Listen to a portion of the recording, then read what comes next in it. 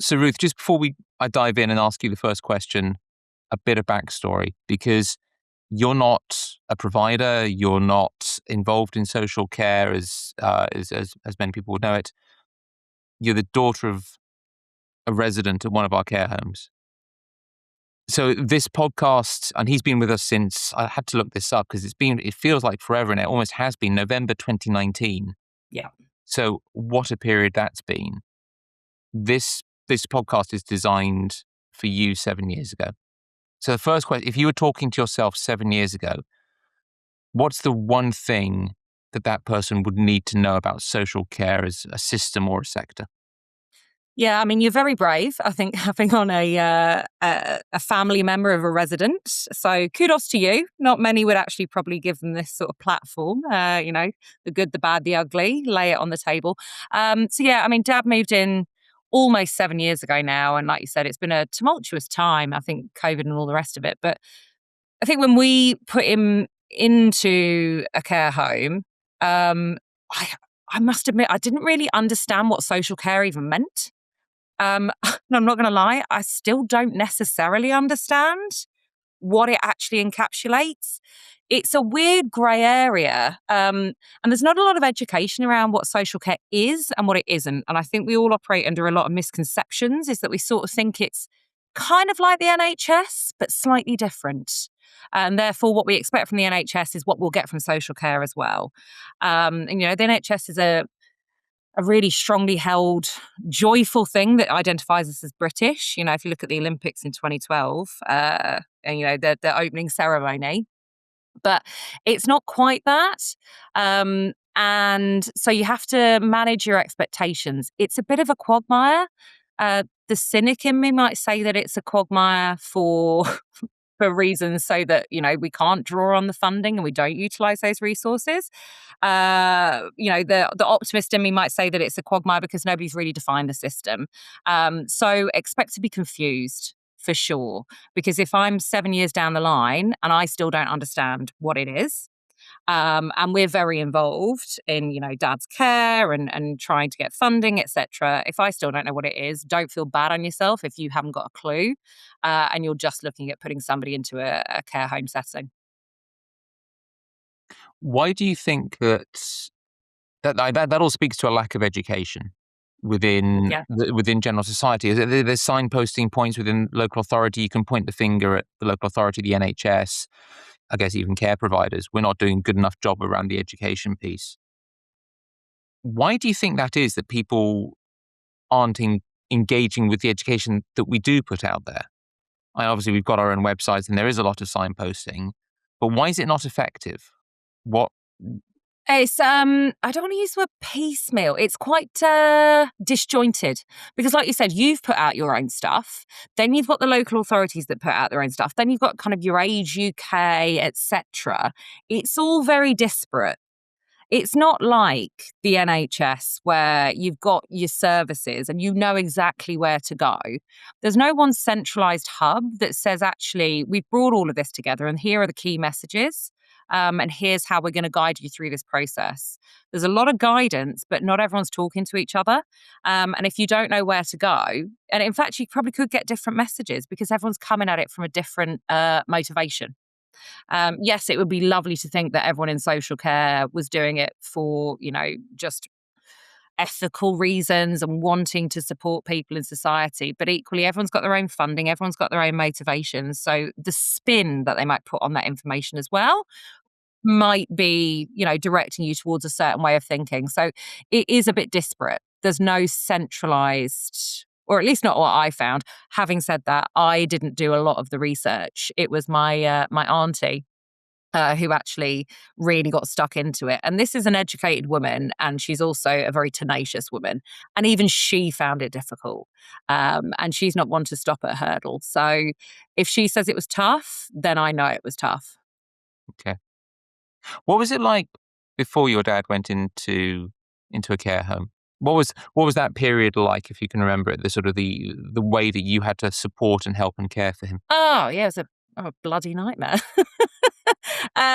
So, I mean, I lived abroad at the time when Dad was sort of first giving off possible symptoms of Alzheimer's and dementia. And my brother was very, very good at sort of taking on a lot of that load and taking on that sort of somewhat care rental responsibility, I think is probably the term that they have now. My apologies. My dog. Dogs are more than Dogs welcome on on the chats, podcast. that's fine then. Brilliant.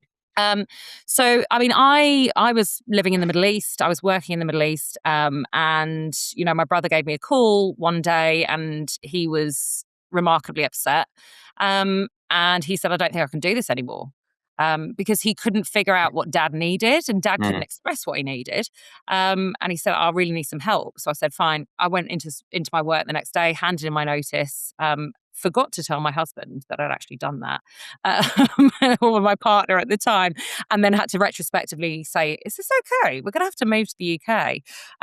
So it was quite quick moving, but then when we moved back to the UK, lived in with Dad, and I was a teacher at the time, and teaching is notoriously a very, very Mm. draining profession, and actually weirdly not dissimilar, I think, to social care and to caring. I think a lot of the stuff that you need to be a good carer is actually what you learn as a teacher. But I was trying to work full time. I was doing a master's at the time. My brother was working full time. So we kind of managed it as sort of a split in the week. And so we were both living between two homes, and trying to care for Dad as best we could.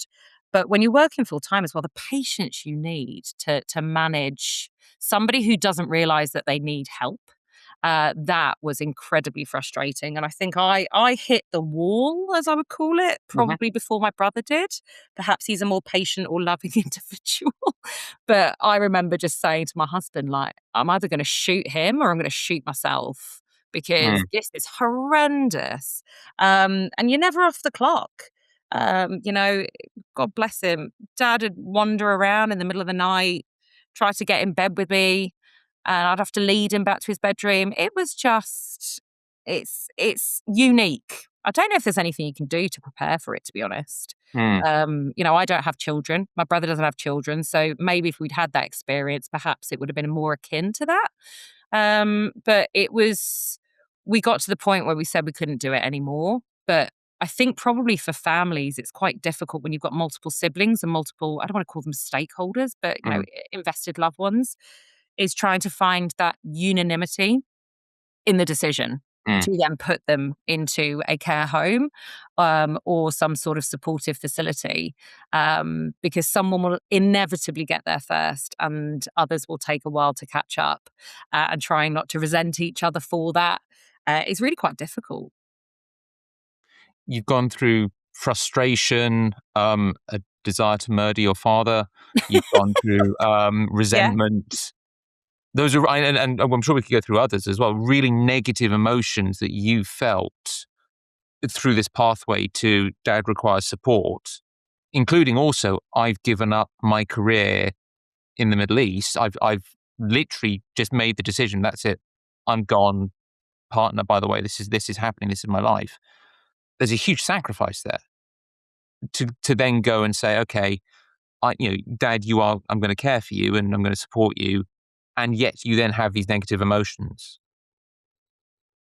What what was that like? What support did you get? What is actually out there for those children who care for their parents? I must admit, I think at the time I was quite naive. I mean, it was, sort of 10 years ago ish now. So, I was only 30 at the time. And I didn't have any reference points from my group of friends, which is where you'd normally draw from, isn't it? Normally when you go through something, sort of fairly uh, draining or life changing, your friends will be able to usually give you some advice because they can say, well, look, I did this. And unfortunately, I think I'm the kind of the lead operator in a lot of stuff that happens. Unfortunately, it happens with having older parents. My father was sort of pushing 50 when I was born. So I didn't have that to draw upon. And I think it was just to kind of, suck it up and get on with it. And I didn't necessarily know if there was help, if there should be help, but also because he was still, he could still shower. He needed guidance to get in the shower. He could still eat, but he just needed someone to supervise him to make sure he was safe. And caring for himself as best he could.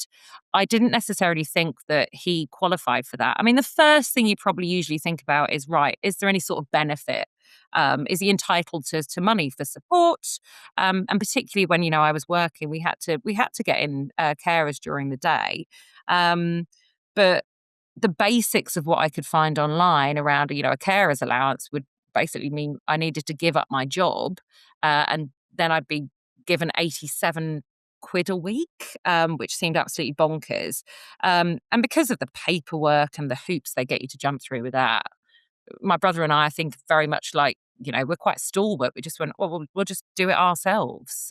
Maybe there really isn't any help. And maybe we're being a bit entitled to think there should be help because this is your father. And of course you'd be able to do it yourselves. Why should there be any help out there? So, it was quite a unique situation, I think, because of our age. We just didn't really know where to start. And so we didn't really start anywhere. We just cracked on. What was it like bringing carers in? It's quite an intimate thing. I Yeah. need to care. What was that like? It's difficult to find the right people. Because one, it's how you get on with them and how much you trust them, to understand dad, to keep him safe on a basic level. And so we found a couple of great carers actually, who would go above and beyond. They were very keen to take him out. We'd always have petty cash and stuff and say, please cover your costs as well. But it was difficult. We explored full-time in-home care where they would actually live in. Um, but that just felt a bit too much. And I think we weren't quite ready for that. When you say But too much, what do you mean? I think too much because then it would have removed us from the situation because somebody's living in full-time, then you somewhat feel like an add-on in your own family home. They're there, you're paying for them for the job. Why would you? And maybe this is the really tight bit of me. Is like, well, I'm paying them. Why would I then double down and actually do other stuff where I'm paying somebody else to do it? That's just silly. That's not economical. And my mother was always very good with the budget. So I think that's maybe why we sort of chucked it out. But also, it was our family home and letting somebody into that where we had decades of memories. And, we lost our mother when we were very young.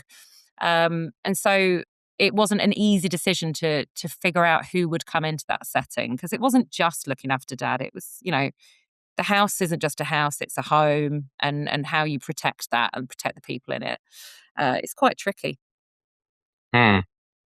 And a lot of carers, I would say, are not keen on the long stints, trying to be there 10 hours a day, because obviously I was working long hours, Richard was working long hours. And so, they would sometimes need to be there when I was working in a school.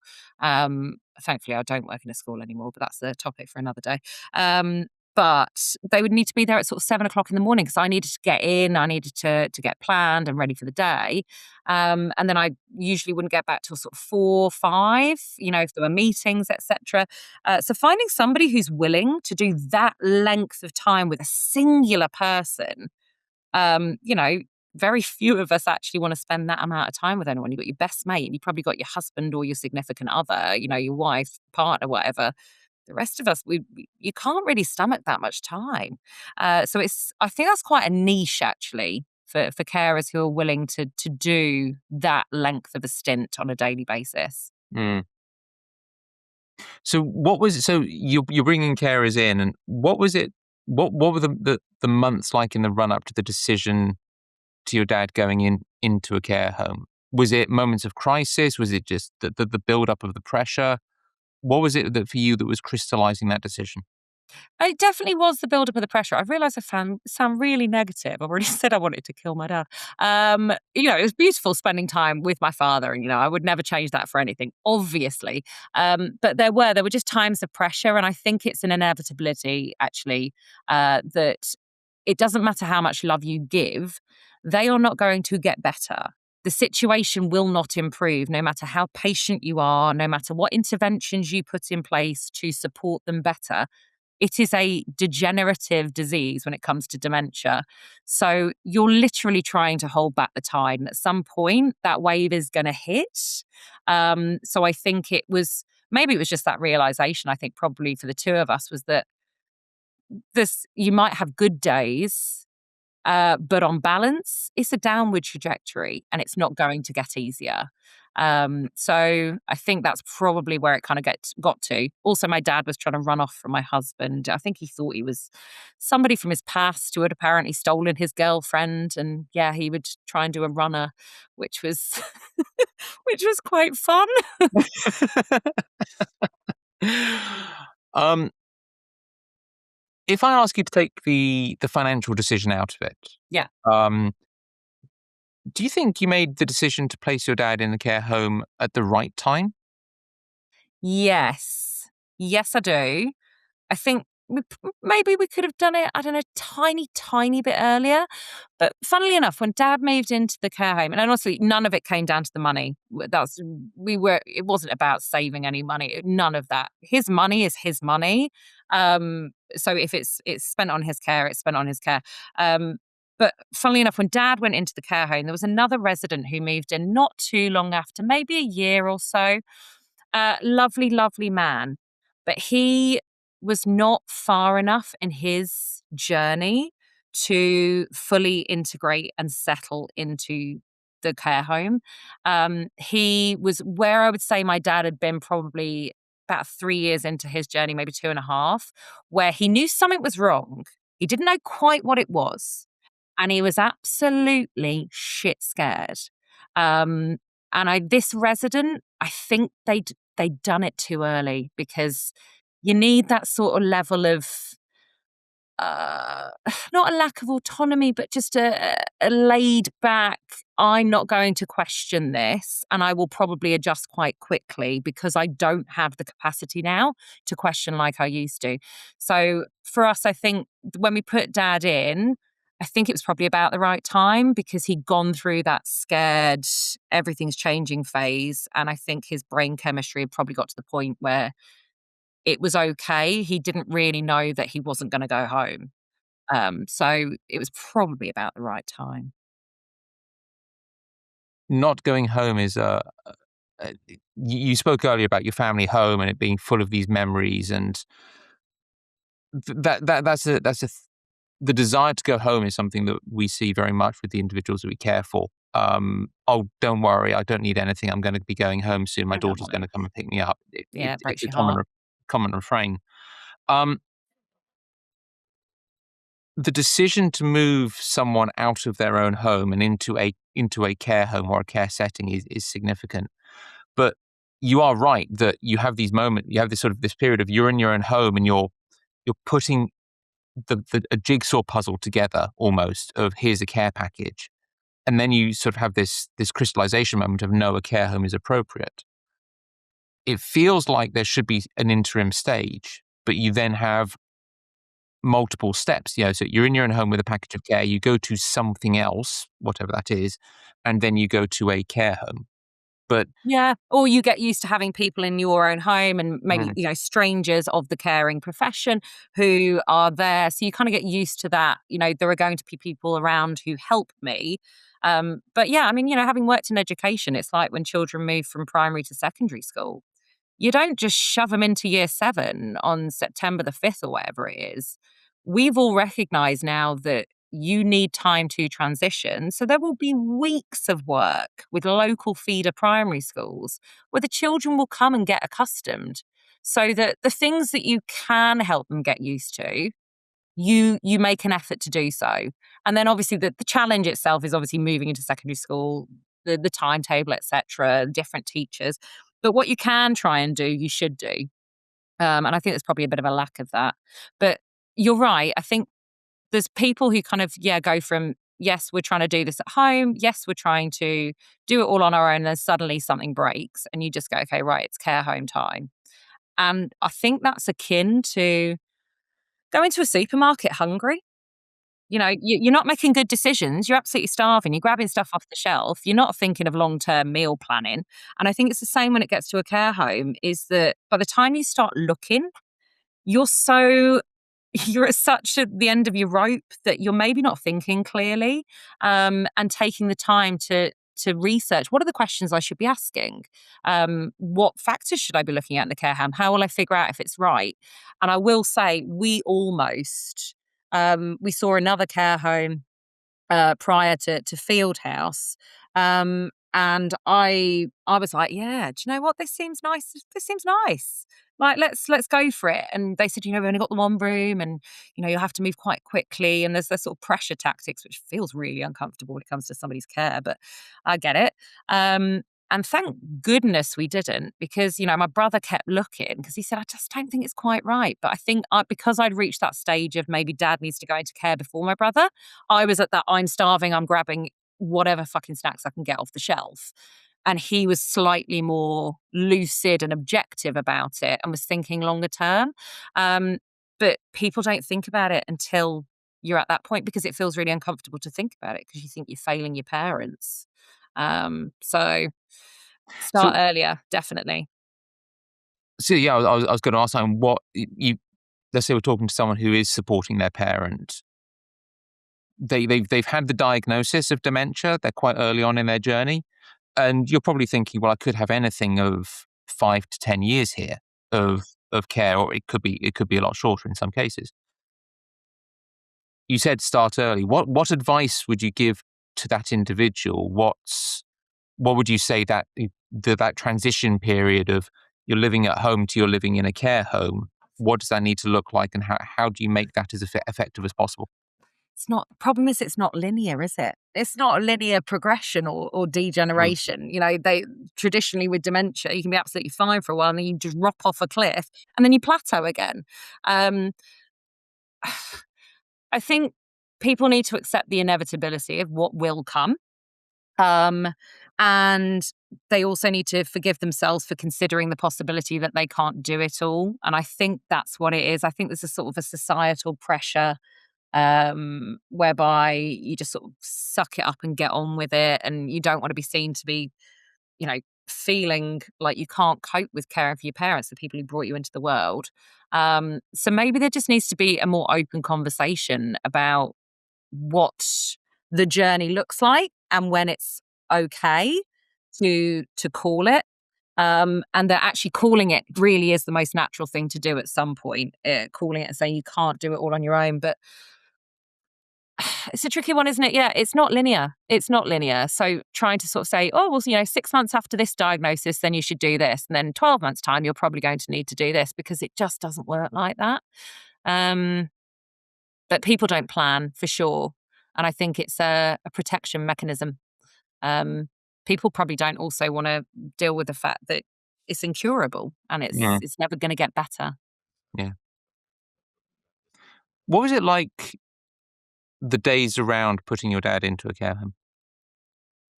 It was horrendous.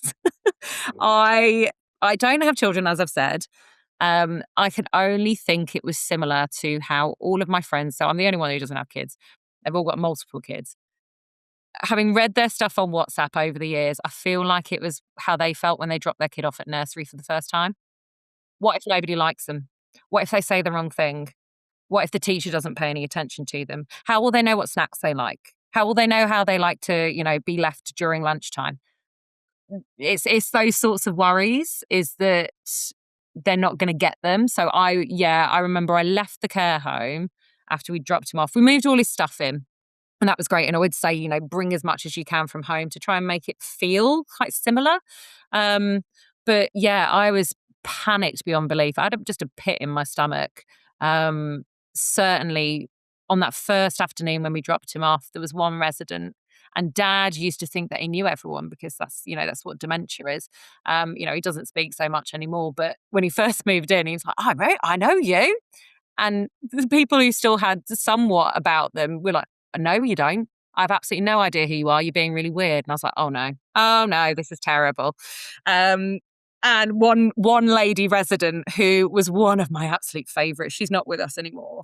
She was absolutely wonderful, but she was sassy. And I remember just being like, "This man's really weird. Get him away from me." And I was like, "Oh no!" And she was quite a powerful character in the home, so I thought, "Oh no, if she doesn't like him, no one's gonna like him."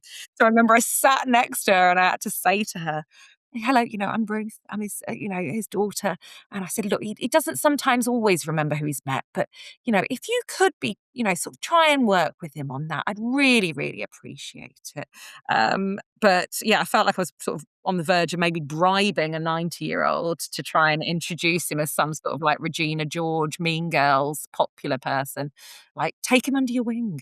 But yeah, it was quite terrifying. I drove away and I cried, and I'm pretty sure my brother did the exact same thing. So it was a worrying time. We just weren't Mm. sure how he was going to settle, really. And what was it like over the sort of the next couple of weeks? Did We were what? there a lot over the Mm, first couple of weeks. I mean, mm, we're pretty involved still in being at the care home a lot. But we were there, I think, every day in those first couple of weeks, just to make sure that not so much that it was the carers who wouldn't get him or his basic care needs wouldn't be met, but just what made him him and his little foibles, that they would be understood, and not only catered for, but kind of embraced and understood. So that, yeah, we spent a lot of time in the first couple of weeks for sure.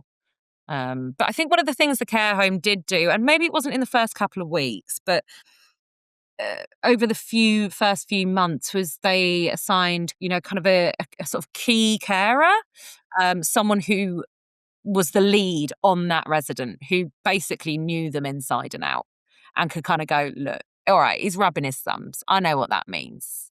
He's rubbing his forehead. I know what that means.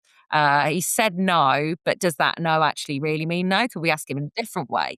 There was somebody, and I really appreciated that actually, because it just felt like somebody had really not only taken the time to get to know him, but I think the way that Fieldhouse chose them was that the residents sort of chose them for themselves, in that they looked at who was reacting best, who Dad was reacting best to, and went, "You're his person," kind of thing. Like a kid having a favorite teacher, I guess, and then being able to speak their language without having to say much. So, and that's become more important as Dad's verbal ability is very much sort of dropped off. mm. So, and that was 2019. Yes, There's then there are two questions here. The first one, the most obvious one, is what was March and April of 2020 like, and COVID? But also, what was the rest of the journey like? So let's go through it sort of in a timely basis. Um, as a care home group, we made the decision to lock down earlier than government guidance. you did, and I think we were pretty pissed at that actually. Yeah. I remember my brother being like, they're going off on one. Like, the government hasn't even said it. And then he was really upset that he couldn't come see Dad. And yeah, Mm, you went early. And actually you went later as well for people in terms of holding on to those COVID protocols. mm. Which, yeah, I know my brother was pissed about it. He felt like he was Yeah. being cut off. Yeah, no, we completely get that. Just by way of backstory, it's a story that I tell. November of 2019, my brother-in-law and my dad went out to China actually to look at modular building. We were looking at could we use that to help develop the care home group. They actually went to Wuhan. W- So Yeah. patient zero. Oh, my brother-in-law did come back with this god-awful flu, and my mother still doesn't have a sense of smell or You, taste, and she you're caught going to it. want to edit this out because otherwise people are coming for your brother-in-law. So yeah, no, genuinely, Christmas Day, we're around the dinner table, and my dad says, "Yeah, by the way, this COVID thing, we need to take this really seriously." I'm like, Dad, it's like SARS. No, we're taking it seriously. So yeah, we actually implemented our Brexit contingency planning because for COVID, and yeah, that's why we locked down early. We were just, we were a little bit ahead of it. We were lucky, I guess, but yeah, we get. So what was that like in terms of your experience of not being able to see your dad? You were obviously intimately involved in his care day to day. you're there, and then all of a sudden, nope, can't see him. What was that? Yeah, it was a tough one. I think it was probably tougher for my brother. I because we're obviously we spend so much time at the care home due to COVID and people having to isolate. Um, it became quite apparent that the staffing, and I think this would go for every care home around the country, the staffing was going to be an issue because you have to let them isolate, but then who the hell's running the care home and providing the care? So I'd reached out actually to the care home manager at the time and just said, look, I am willing to volunteer in like a cleaning role, whatever you need. And they I think they must have obviously come up to kind of, the executive team and said, like, can we do this? And so I came in, and so I think I found a bit of a loophole. And it sounds like when I said, oh, I cleaned at my dad's care home during COVID, people were like, that's so generous. I was like, yeah, you clearly don't know me well enough.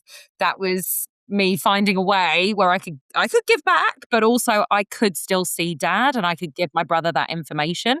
So I don't know if you want to edit that out of the podcast, but Not in the I was slightest. I was vaccinated. I got Yeah. vaccinated and all the rest of it. But so we were quite lucky that I was happy to give up 20 hours of my free time a week and just be like, look, if I do 20 hours of cleaning, is that a way for me to maybe just check in on dad? And I had to make sure I wasn't just there and just saying I was cleaning, but sitting with dad for 5 hours. I got stuck in, and I do enjoy a bit of cleaning, but yeah, we were quite unique, I think, was that I found a way in through my apparent generosity of spirit, but also managed to secure our own feelings about dad still being okay and being safe through that. So, but it was a weird time. My brother didn't cope very well at all because he's so used to seeing dad so often. Um, but he had to put a lot of trust in me, I think, to say, like, "Look, if I've seen him and he looks okay, he's absolutely everything's fine, and then we're all good." And I can't remember when you guys actually brought in the Nourish platform. I feel like it might have been. Was that before It COVID? Because was I think, before. It was before COVID. Yeah. yeah, and I was one of the trial users of that. Mm. I remember at the time them saying, "Would you mind sort of giving this a shot?" So I think you were somewhat ahead of the curve on that. So we also had that source of information too, and obviously other families would have had that information as well. So it wasn't as probably as bad as it could have been. Um, but it did all feel, like a storm in a teacup when it first started, didn't it? And then obviously it just kept spiraling. So we had to you wanna be angry at somebody, and it's easy to be angry at the care home group, isn't it? For sort of closing things out. "Oh, no, we're not opening up yet," and, "No, no, no, we must continue." But in actual fact, you're just angry at the situation. There's nobody really to blame, but we had a quite unique experience, I would say that, and that sort of, that access that I had to dad through volunteering some time for some cleaning duties. What was that like working in the care home? I mean, sort of if you strip out the COVID stuff and the whole sort of donning and doffing and PPE and everything else, what was that like for you? I suppose two things. First, I'd absolutely recommend it for anyone whose family member is a resident because you make really good connections with the team, and you kind of get what you give. If they see you there or your face is there a lot, they build those connections with you, and whether they like it or not, they're going to take that. I don't want to say extra bit of care, but they're going to know that the care they give to that person is going to impact you, and they built a relationship with you. So there's kind of an extra investment there for them to do the best that they can. So from that perspective, it's brilliant. Um, I mean, you hear a lot. I'm quite a chatty person, obviously, and I think particularly when they get a resident's ear, when you do have staff who are under the pump or maybe seeing things that they think should be improved, they probably view a resident's family as maybe a kind of an untapped ear because you're the people paying. So if I talk about this enough with you guys and maybe you see it for yourself, then actually you're the one with the money behind you. So maybe you can get something done. Um, so it was, yeah. quite illuminating, I think, for a couple of reasons, but definitely I think people seeing that you're willing to do stuff. They don't ever want to seem like, as family members, that you're not, the carers aren't there to serve in any way. Like I genuinely believe it's a profession, whether the government does or not. Um, and I think it's nice for them to see that I'm not asking you to do anything for my father that I'm not willing to do myself, or indeed for anybody else.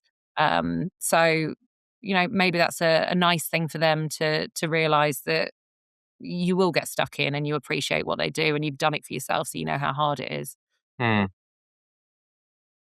And you mentioned earlier the building of the relationships, and you've been in you've been in field house for 7 years, working Yeah. there, and also supporting your dad. That longevity of time and seeing the natural churn and progression of the care home, if you will, and the change of the people and the mix. What's that been like? It's worlds away. So when my brother found Fieldhouse, he was convinced by the previous manager. I think he met the previous manager, who's since left many, I think he left about 6 months after Dad moved in. And Richard was very much, I got a good feeling from him. Um, and then he left within 6 months, I think, having sort of talked about, his commitment to the care home and all these things he wanted to do as the manager, etc. And we've seen it kind of go from, we were so convinced by that, to obviously then COVID hit, isolation of staff. Then I think just turnover of staff, and you guys probably trying to find your groove, for want of a better phrase. I'll say you've absolutely hit it now. And I will say that I think probably one of the big reasons that has worked is that the manager now, and indeed the deputy manager previously, they've done the hard yards. They've done from I don't want to say bottom rung, but from the lower level jobs in the home all the way up. They know what it is, what good looks like. They're not afraid to do it themselves. And I think that probably made a big difference, is that, sometimes you can get to a management position in care without having really done those hard yards. And nobody likes that. Again, it's the same in schools when you get a CEO who's never been in a classroom before. How can you possibly know what this multi-academy trust needs? So maybe that's the key to your success. But there's definitely been times where we have been quite vocal about things that are not working. I see you laughing. I say we, my brother and I, have been quite vocal, mainly my brother, about things that we see that aren't working. But I will say that I think probably, I don't know how you stack up now, but your staff turnover is so minimal, so minimal. I know every staff member now, and the only time that I don't know somebody is when they've actually moved from a night shift to a day shift and I've not seen them before. And I've had those embarrassing conversations of, when did you start? They're like, 4 years ago, I've been on nights. So I think that's a testament to, you've done something right. I don't know exactly what those active ingredients are, but we've been up and down, definitely. And I think Mm. you've found it now. What's it like? And obviously, you're building relationships with residents, the people we Oh, care for. yeah. And you've got to. You've got Mm. to. I think particularly when, so like, my dad is very much, I would say non-verbal. He makes noises, but his speech is not really coherent. And if you don't sit and chat to the residents, you're sort of just sitting there holding a hand and, having a one-way conversation, which I think is still very, very useful. And actually, I will say I get the best, I think, reactions, non-verbal reactions out of Dad when I'm having a conversation at a normal tone, just filling him in on the week. But the other residents, they're your family's family now. So why wouldn't you get to know them? And they're a hoot. I did get told at the weekend that he thought I was the stripper. Um, so, there's a business idea, genuine. Oh, Women over 40, activities I would love to have the balls to put on part one. Yeah. but women over 40, so they don't feel really, because he thought I was 26. So women over 40 look like they're in their 20s. So that's a business idea. That's how I'm going to make my millions, I think. But those conversations are wonderful. And it's just like a richness of experience. And I think sometimes some of the residents' families don't really get stuck in on that. And meet the people there. And it's so sad. Dad's been there such a long time, but we've seen people come and they've unfortunately, passed on. And some of them hit really hard, even though I haven't been a carer, and I see it in the carers' faces. Some of them it hits really, really hard. And for us as families who've just spoken to people and had a conversation, maybe helped them down the hallway, yeah, it's you've got to embrace it. I think I said it earlier. You get what you give out of a care home setting. And don't just view it as a housing situation with some people who are going to help your parent or your grandparent. View it as a brand new family, and it will be a lot more rewarding, I think, and you'll feel a lot more comfortable because you know who they're surrounded by. Hmm. It goes back to you've got to trust the care home team, but you've also got to trust the other individuals who are living there to create that community that you're comfortable with, I guess. Yes, I mean, don't get me wrong, and I will say this actually, like I know there's a lot of pressure for care homes and not just field house, for care Mm, homes in general. You've got to get bums on seats, as it were, mm, because the model don't work otherwise if you're not, running at a decent capacity. Um, but sometimes you will see people move in and you think, this isn't for you. Either they're too early in their mhm, journey or their needs are maybe too complex or there's something else that means that this isn't going to be a good fit. mm, Um, Now, what I will say is that probably usually within a few weeks, with that initial feeling on my part, I'm just sitting there judging as an outsider. But I'm sort of saying that doesn't feel mm, like the right match. I will say this, that your team is pretty good. Actually, I'll then ask about them and say, "Oh, I haven't seen such and mm, such," and they go, "Yeah, no, they've moved somewhere else. mm, It wasn't a good fit here."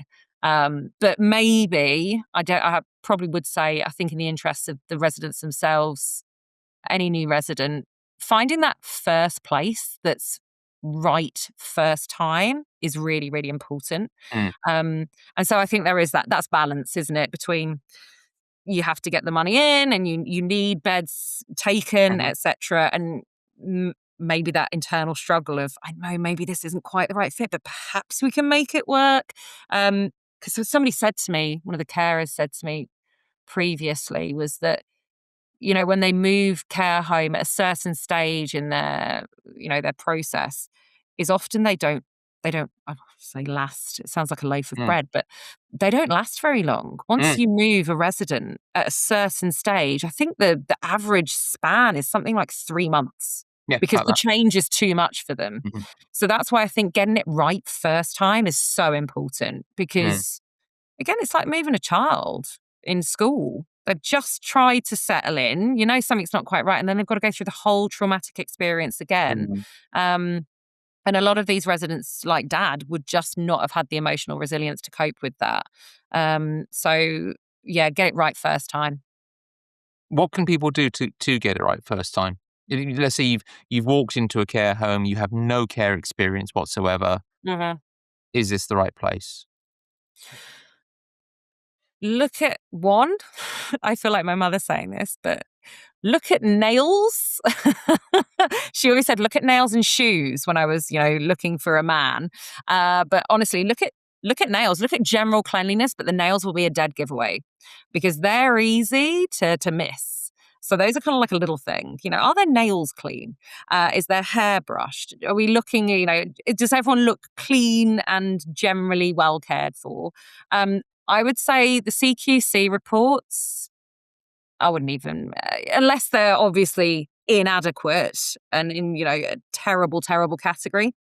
I don't think there's much discernible difference between your outstanding and your good. I think it's like in education. The Ofsted framework is just a bunch of hoops you got to jump through. And honestly, I could walk into a good school or an outstanding school. I can't tell the piss and difference. It'll usually come down to data and paperwork. That for me doesn't affect the care that my dad gets. That's just a well done, you're good on a computer and you're good at your filing system. And you know how to read legislation and see what they want. So I'd say take CQC, anything good outstanding, with a pinch of salt. Um, and I would ask about staff turnover, definitely. Whether you'll get an honest answer, don't know. But I would definitely have a look at staff turnover. I mean, what's great in Fieldhouse is that you guys have got a board up of all the staff. You know, if if you've got one of those, it clearly implies that you're not having to update it every 2 days because you've got a high staff turnover and people are just leaving. Also, you can spot agency staff from a mile off because they'll never have the right uniform. So if you're spotting a lot of agency around, you can ask that question. Well, have you got agency in? Is there some sort of, gastrointestinal bug that's gone around the staff? What's going on there? I would ask those questions. I would probably have a look at one of the meals that comes out, maybe try and visit around a mealtime. And see if there's, menus up for choice. Is there choice there for residents? Um, don't just have a look in the room they want to show you. Be nosy. If there's a residence door open and it's, 12 o'clock, is that bed made? Are the curtains open? Does it look decent? Because it should be by that time of the day. So yeah, a lot of us are, I think, like I said, you're so grateful at that point to maybe have reached the phase where you might get your life back and your family member might actually be careful by somebody who's trained to do it and do it with a lot more patience than you, that you sort of feel grateful and you'll maybe accept less than it should be.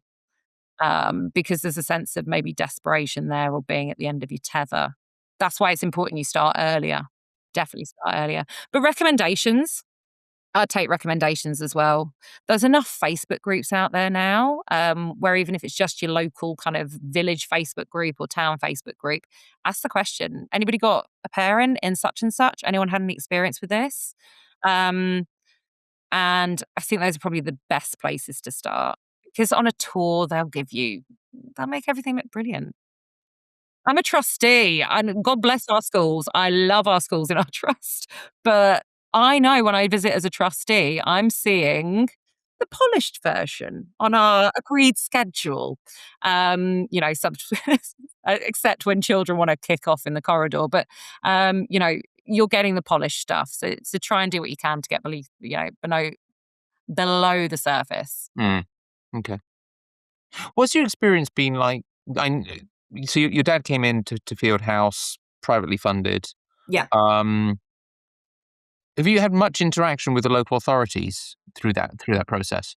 Uh, Not a huge amount. I mean, more so in recent months. So that Dad deteriorated to a point where the district nurse sort of flagged him up as a possible kind of, I don't know what they call it, sort of like the end of life funding, and said he might therefore qualify for this sort of fast track healthcare funding. Um, so we went through that recently. I mean, the decision was made that he's not eligible, and that's absolutely fine. But what I would say was that the two workers who came and did the assessment. I mean, first up, I had no idea how this entire thing was going to run. I did a lot of research, downloaded the full checklist, which is quite remarkably in depth. I started scoring where I thought Dad would sit on all these different things. And it was a really robust discussion. You have somebody from the care home there, so there was me there, and then the social worker and the registered nurse. They were very, very professional. They were also very empathetic, but between us, there was a non-verbal understanding that their hands are very much tied. Like they've got a limited amount of funding. And I could see it in their faces that they both wanted to say yes because they were like, he's frail. I can see that he's, probably he's not gonna make it out of the next 6 months, probably. But the sort of caveats around that CHC funding. So you think you've done all your scoring in the 12 domains, and you're like, okay, actually, you've got to have one either, sort of severe, these highs, all of this, and you toss it all up, and you think, actually, I think he does actually qualify. And then at the end of it, they go, oh yes, but no, there's these wraparound features. Then we do a holistic look. And one of the sort of holistic features is unpredictability. And actually, whilst his needs are quite high, they're not unpredictable. So I just feel like they just sort of shove these loopholes in at the end. And you just think, well, what's the bloody point in going through all of that? But the people themselves, the registered nurse, the social worker, genuinely could not have been more professional. They're doing a sodding tough job. They're caught between a rock and a hard place because they got into those professions because they care, and yet they're now, hindered by all of the politics that goes with it, the funding, etc. So, um, it wasn't the outcome we wanted, but it was a positive experience nonetheless, I think, to interact with those people from the local authority, Okay, good. which is probably not the answer you usually get, actually. No, I think a lot of people find the interaction with the individuals to be very positive. The interaction with the organization and the system and the process is often very frustrating.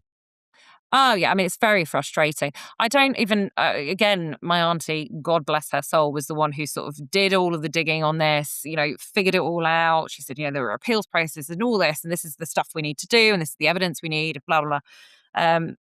But again, it wasn't easy. It's not made easy. And like I said, I think before, was that the cynic in me says that they do that for a reason, so that people can't actually get to the little pot of gold at the end of the rainbow because it's a very limited pot of gold. Um, or it's just a really crap system where nobody really speaks to each other. And it's just confusing because nobody sat down and looked at it and corrected it. So I don't know. I mean, it's local authority funding it's terrible. They know they're propped up by the private funders, and yet we all just sort of seem to turn a blind eye for that. Like, if all the private funders just stopped, no one's getting anything. And yet it's just this sort of, it's just something we don't really talk about, and they don't really acknowledge. Uh, is that they're completely dependent upon private care to make their care and their funding that they allocate, which is a pittance, actually work. Mm. There's a previous podcast, a gentleman called John Hall, who we were talking about the affordability of care. That you have affordable housing, and necessarily for individuals who require it, and you have the old council houses. So therefore, there should be some form of affordable care housing, an affordable care home, and there's clearly a need for it. The challenge that you have is, how do you achieve that for everyone? This concept of affordability. Well, the only way you can do it is, well, to be honest with you, actually, I'm not entirely sure that the social care sector knows how you can do it, because you've still got to pay the wages, and it's the wages and the running costs that actually cripple that model. So you're right, there has to be this funding from the private sector and the privately funded individuals, so that's if you want to, it's a form of taxation, just indirect. It's just, if you're unlucky enough to pay for your own care, you're actually having to pay for the care for someone else as well. I know, and it's terrible, isn't it? I think when you and I spoke previously, I said how uncomfortable it was that I felt hard done by, that I would be, and my family call me a liberal lefty. So the fact that I feel uncomfortable and a little bit peed off that my father's money is utilised to essentially subsidise somebody else's care, who I don't know from Adam, except I do actually, because I obviously see them in the care home and all of them are lovely, which does help with that resentment, I think. But yeah, there's this dichotomy between, social responsibility and actually those who have should, versus, well, I mean, yeah, he has, but not has like the bloody rich people in the world who, and it's completely unequal, isn't it? Because those who've had access to that information regarding finances and how to secure trusts and invest their money and, I wouldn't say hide it, but, squirrel it away in very legal ways, they have access to that information, so that when it comes to these end of, those care decisions, they're able to say that their assets are protected. And meanwhile, your average working Joe, whose only asset that they have to show for their entire working life is their house, is now having to utilise that for something that I would have thought that if the taxes don't cover it, then increase the taxes. Maybe I'm part of the generation that's kind of a bit more chill about that. But, if you need to whack on an extra percent or 2% so that we're not just funding in the NHS and our pensions, et cetera, through national insurance, we need to increase that. Just do it now. That's absolutely fine. But this system is going to fail in years to come. I mean, well, obviously, be a miracle if I get a pension. Um, I don't know how it's going to get sorted, but it's a very unequal system. What's that? What's that like knowing that I'm picking out an old theme, family home, treasured memories, decades of memories, the Yeah. wrench of, okay, dad, you've got to leave your home, and then having to sell that family home to pay for his care with everything we've just discussed about actually not just paying for his care, you're paying for someone else's care. What's that like for you on an emotional level? That sort of that continued sense of expenditure and this is costing a lot, and I'm your power of attorney for your dad, so you're Yeah. having to control his money. We're quite lucky. So we found somebody, and again, this is sort of stuff that people need to be more aware of. Um, Obviously, I sound like I've got a lot of resentment for funding, somebody else who couldn't afford it, etc. But in reality, we're quite lucky is that from the sale of Dad's house, we used some of that to fund an immediate needs annuity, which is something that I've spoken to many people now with their loved ones looking at, at care, and they have no idea what I'm talking about. And obviously, it's an insurance policy that they basically plug the numbers in, don't they? They figure out how long they think your loved one's going to live, and then they offer you a lump sum, and they'll cover the care home fees. Um, so we were lucky that we found that. Now that's actually only a 50% immediate needs annuity because it went through before the sale of Dad's house, and it was quite a large lump sum, and we just didn't have enough to do 100%. It also doesn't keep up with, unfortunately, the rate of inflation that's been happening over the last 5 years. Um, so we've been lucky there, and we also found a somebody who is Solar registered, so somebody who is specialist in lifelong, sort of finances and specializes in end of life planning, etc. Um, but again, that was not openly available information. So I will say that we've always said dad's money is dad's money. I expect absolutely nothing to come out of that. And as long as it's being spent appropriately and he's happy and he's well cared for, it's, it, I would say it doesn't matter, but then it does matter because he works so pigging hard for it. Oh, it's just, you're just caught in a constant quandary, aren't you? You're caught in a constant quandary, but you know, we do what we can to advocate for the appropriate use of those funds, and to push back on things that we might think are unreasonable. But ultimately, if it means that he's well looked after, we're okay with that. But yeah, I mean, selling a family home sucks. You don't think it's going to suck until the day that you actually just like hand over the keys. And it's just really, really sad. It would have been lovely if we'd had enough funds to keep the house, and to then still fund dad's care. But 7 years on, I think I said to you, we're looking at probably sort of about £400,000 of care home fees after 7 years. There was no way we could have found that money, not with the best will in the world, short of me obviously stripping for people at care homes. So, you have to do what you have to do. Mm. Let's talk bigger picture. I think one of the issues around social care is that it's never at the forefront of a politician's mind. It's certainly not a major doorstep issue unless you're actively involved in social care. For example, you're either accessing it or you're a family member of someone who accesses it. Um, what do you think? What do you think we can do? I'm not sure if Let's talk about what can the government do to actually make social care, to bring it to the front of the political agenda. Well, I don't think they want to. Why would you want to? It's not sexy. Uh, Social care doesn't win you any votes. Also, social care, unlike other things, so unlike investing in, sort of NHS funding for, say, obesity or, other things, those are going to give you a return on investment. Ultimately, they're going to save you, or they're going to save you money in the long run. When it comes to social care, and I know I say this from, elderly social care, Certainly not, children and youth services. But when it comes to that aspect of it, well, they're never going to come back and become economically active members of society. They're always going to be a drain. So, I mean, it sounds terrible, but part of me sort of somewhat understands why the government just dodge it, because they're not seeing the economic gains of actually appropriately funding that. However, I think they are being short-sighted, because when you look at, and thank you for sharing it with me, the care and stuff. When you look at the amount of people who are caring for people in their own homes, completely unpaid, carers allowance, whether you're having it or not, is basically just worthless. Um, People are pulling themselves out of the workplace. Most people who are caring for an elderly parent are probably, 40, 50, still very much in their economically viable years.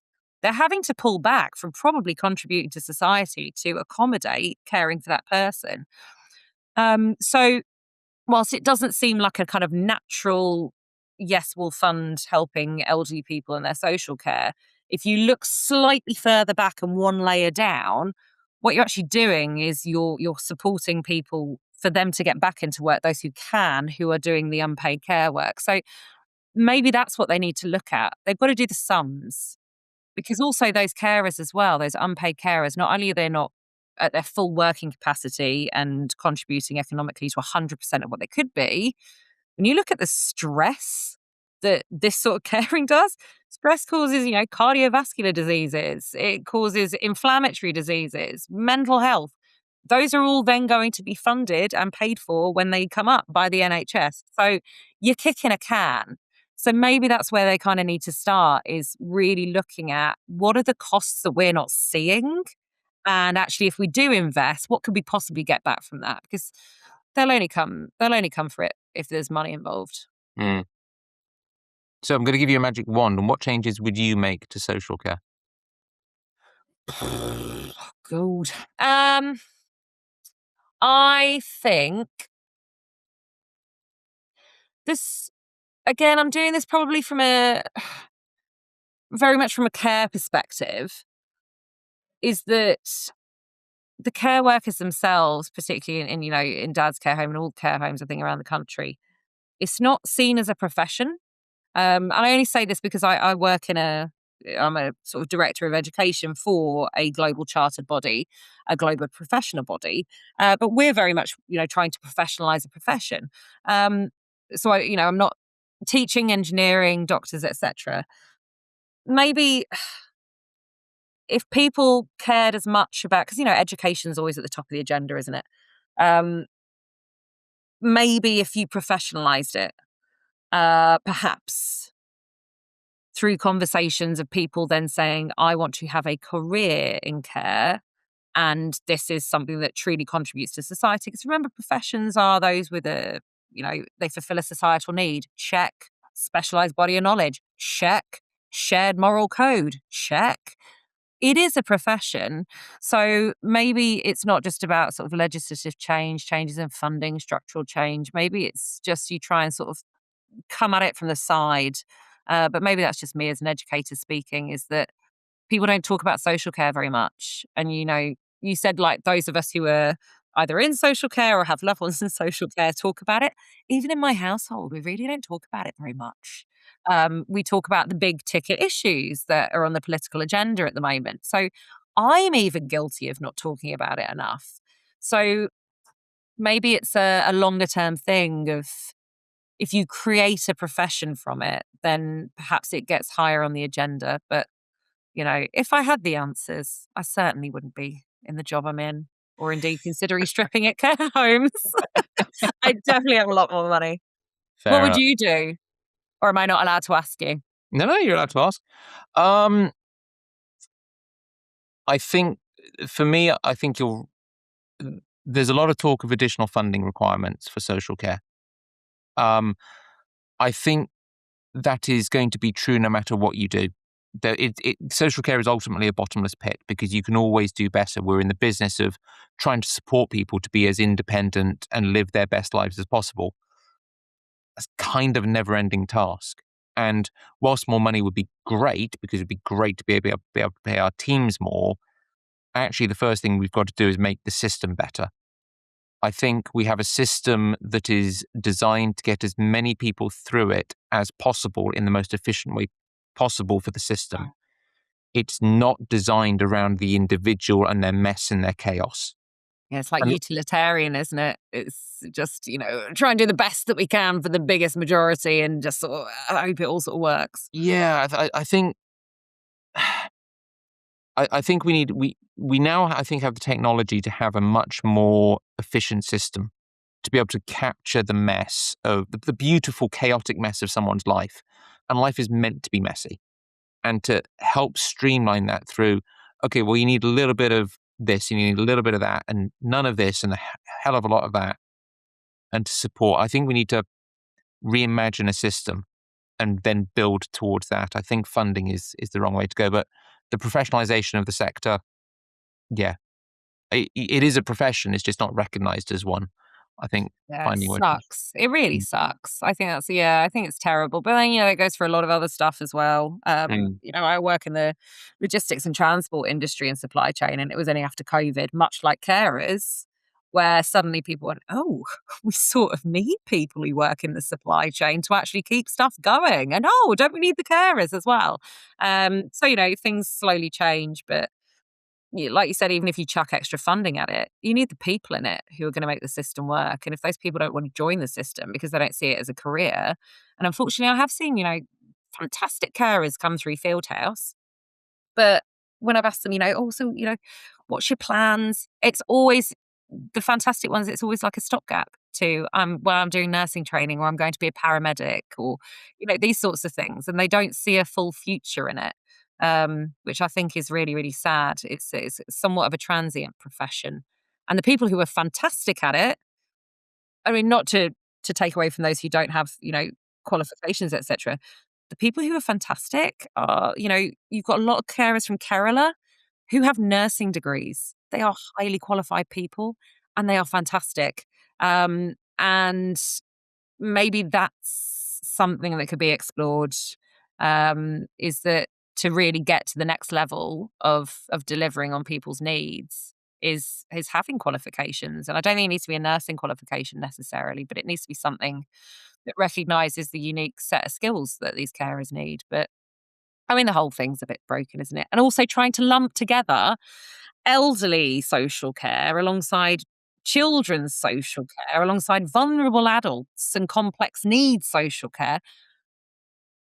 It's a complete mess. How you lump that together, I do not know. And then also the horror that, we'll fund a load of other neurodegenerative diseases. And whilst dementia is a disease, oh, no, we're not funding that one. No, that's not coming under the NHS. But it's a disease. It's not going to get any better. Oh, okay. All right, fine. That makes no sense. So, yes, a lot of frustration. But also a lot of, a lot of love and a lot of gratitude for having found a good place for him. That's for sure. Well, that was a theme I wanted to sort of end this on. What's surprised you most about your father living in a care home? I think how involved we were going to kind of be, and what we get from it personally. Again, sorry, that's like, this sounds terrible. It sounds like I'm not bothered about how he's going. Dad is absolutely fine. He's happy as a clam. And I knew that they would learn his ways, but to now feel like it's not just he's in there and we're out here and sometimes we visit. Genuinely, the carers and us and Dad are all this kind of perfect triangle of support. And I would say even, I'll say carers, the support staff as well, your housekeepers, the management. It all just kind of works really brilliantly, because they've learned who he is. And I think through the time that we've spent there, I've learned who the carers are, who the management are, who the housekeepers are. And I've realised it's not just a service. It's not just a delivery of service. It is a home if you, as a family member, invest your time in it as a home. Treat it as you would your family home. You would pop over. You would chat to guests that were there. You would, if somebody was pottering around you'd never seen before, oh, who's that? The new gardener? Is this cleaner? Who's this? you would have those conversations. And so I think it's been really surprising how much, if and when, obviously at some point, dad is no longer with us, I think there'll be a massive hole, not just from the loss of dad, but from the loss of the community that we feel at Fieldhouse. The other residents are just adorable, some of them more so than others. But the carers themselves and the staff, the housekeepers, the cooks, absolutely brilliant. We've really become embedded in there, I think, as a unit. So they sort of took dad in, but they took us too, somewhat unwittingly. It's been an amazing journey to be on with you. Irrespective of some of the conversations we've had over the years. Well, I look forward to our get together in March every year to talk about fleas. It's always enjoyable. Squeakiest wheel gets the grease. But yeah, no, it's like you say, if someone is willing to invest their time and their energy into a shared project, it does make it easier. Yeah. And dare I say it, enjoyable. It does. It really does. You absolutely get what you give. And you've lost that caring role in the traditional way that you had it with your parent when you took on all of that care in their home, or them living with you, whatever it is. And you have to adjust your expectations of what that new role looks like and passing that responsibility to others. But you find a new balance, and you gain a lot more than I think. You feel like you've lost them to a care home, but you can gain so much more by being really involved in that care home, and the people who staff it and run it and make it a brilliant place to live. So yeah. Brilliant. Ruth, thank you so much for your time. That's been Pleasure. And hopefully I didn't swear too much, or indeed throw Fieldhouse under the bus. it But no, was it's been really enjoyable. Thank you. it was the perfect amount of swearing. Excellent. So yeah, we'll leave it there. And if I don't see you before, I look forward to seeing you in March for our annual conversation. Thanks, Michael. Thanks for your time.